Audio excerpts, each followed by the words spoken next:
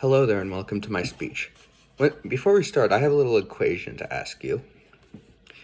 If the number of prisoners is equal to the amount of profit, and more prisoners would equal more profit, that would equal no reason to rehabilitate, and it also then equal a desire for more prisoners, and would equal a problem not solved.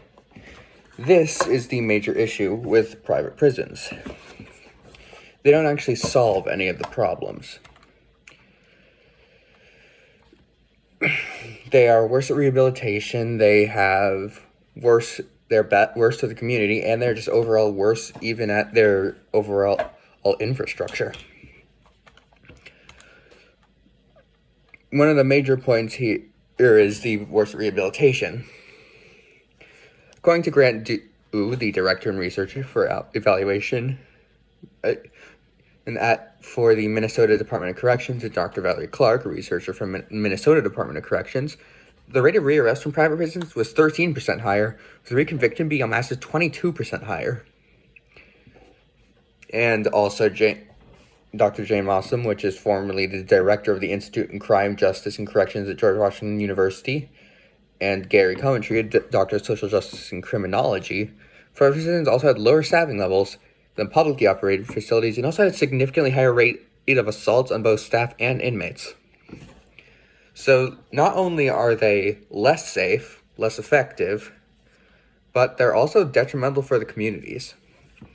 One point would be that they actually take away jobs. According to Sean Gregory Hooks from Washington State University and Clayton Masher, also from Washington State University, private prisons can actually add direct competition between inmates and local residents for a large number of jobs, like janitorial, landscaping, factory, and that could be detrimental for that town's economy.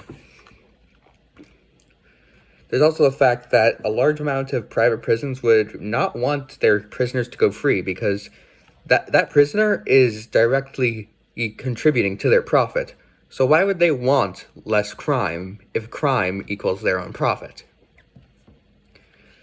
Also, private prisons are also notoriously horrendously understaffed.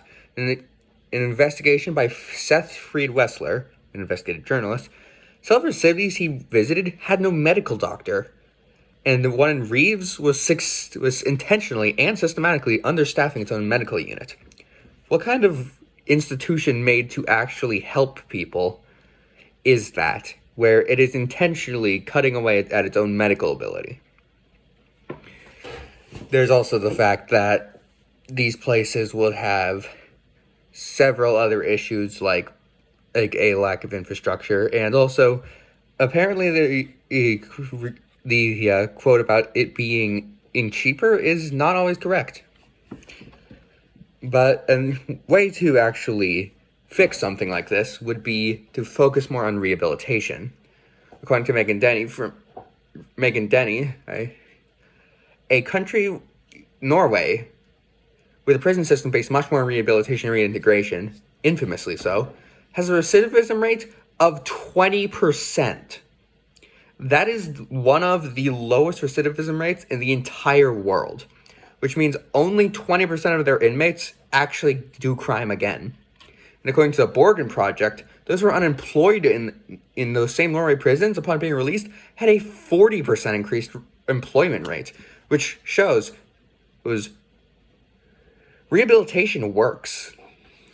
You just need to actually try to do it. You need to socialize with them. You don't need to treat people like slaves because they did a minor drug charge.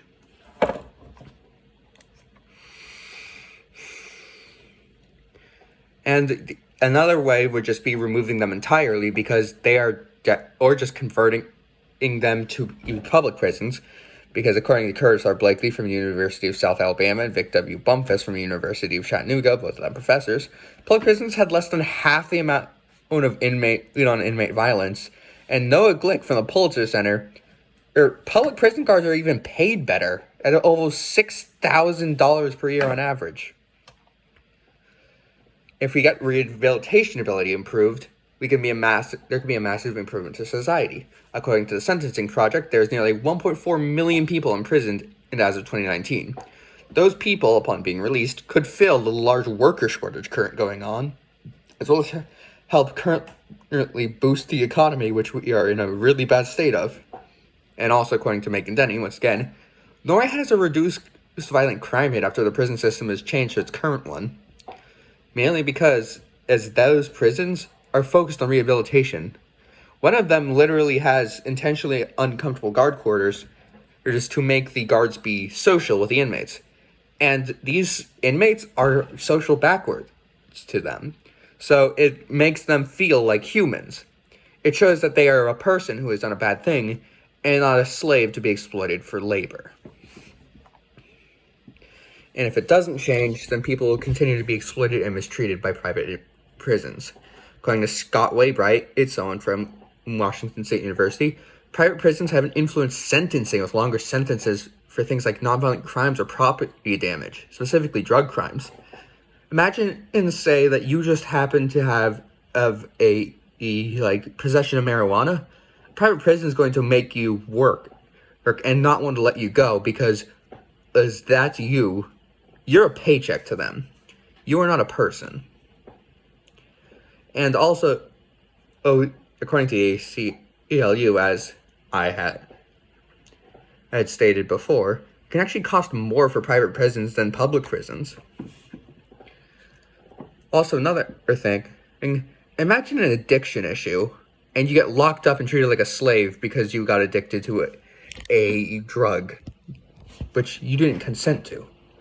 In conclusion, private prisons are enormous issues in the U.S. They are made to rehabilitate prisoners, but instead use them for manual labor, so they want to keep people breaking the law. They don't fix the problem, they reinforce it.